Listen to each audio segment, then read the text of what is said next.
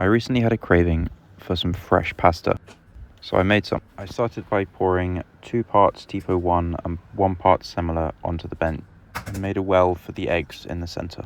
I then added 2 eggs and started whisking the eggs with a fork into the flour. In true traditional Italian style, I of course didn't weigh anything. Once the eggs and flour had started to come together, I moved on to using a pastry card and my hand. This took a lot of kneading. Eventually it became a nice pasta dough. Once the dough was smooth, I left it to rest for a few hours in the fridge. In the meantime, I made the filling with some ricotta, some fresh basil from my basil plant on the balcony. I just took a little bit and just used the tips to make sure the basil will last the summer.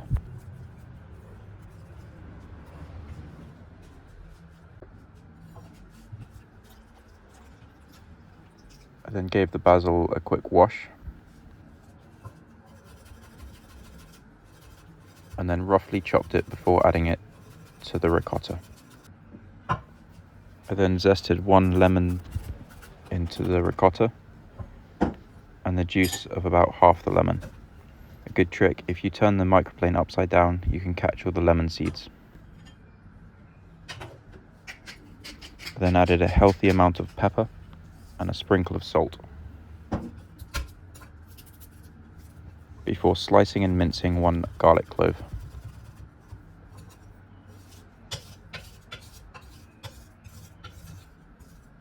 I then gave it a good mix and a quick taste. The creamy ricotta, the basil, lemon and pepper all work really well together. Now that the pasta has rested in the fridge, it's time to roll. I start by putting it through the machine on the widest setting twice, and then keep putting it through the machine, getting 1 smaller each time. After about halfway through the settings, I give the pasta a fold. This helps strengthen the pasta dough and make the pasta look much nicer. Before putting it back through the pasta machine from the largest setting all the way to the thinnest setting.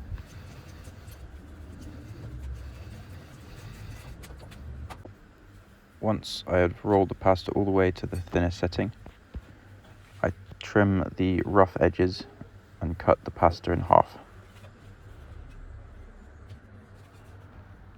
I then cut it into rough squares. This is handmade pasta, so it's of course not perfect squares. I keep them under a tea towel to stop the pasta from drying out.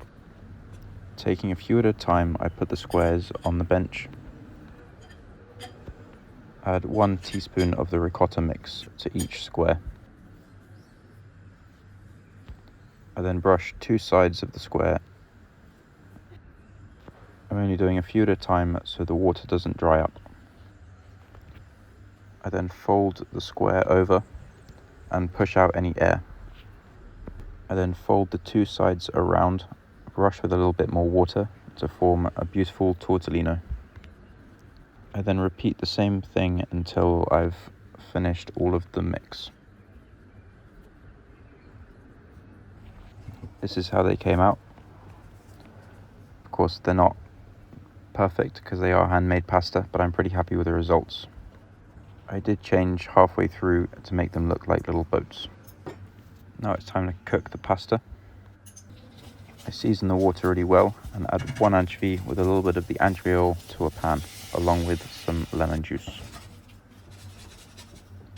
I then added some butter and gave it a good mix to let it emulsify.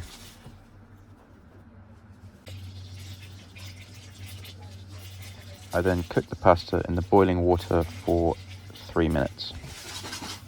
I added yet more basil to the sauce and a good crack of black pepper.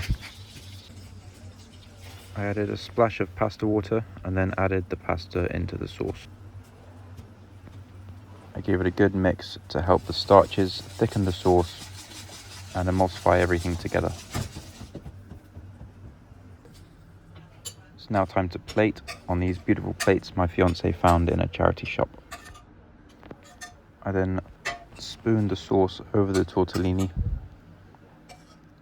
along with, of course, a bit more fresh basil from the plant. Thank you for watching, and let me know if you make this at home.